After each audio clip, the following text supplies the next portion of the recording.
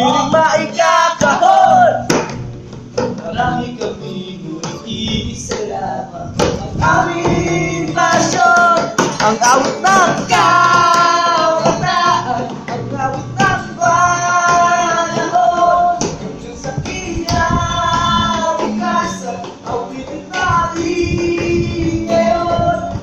Hanggang matulog sa pinaririnig, isang nakita pumaw sa tunay na kamamahan.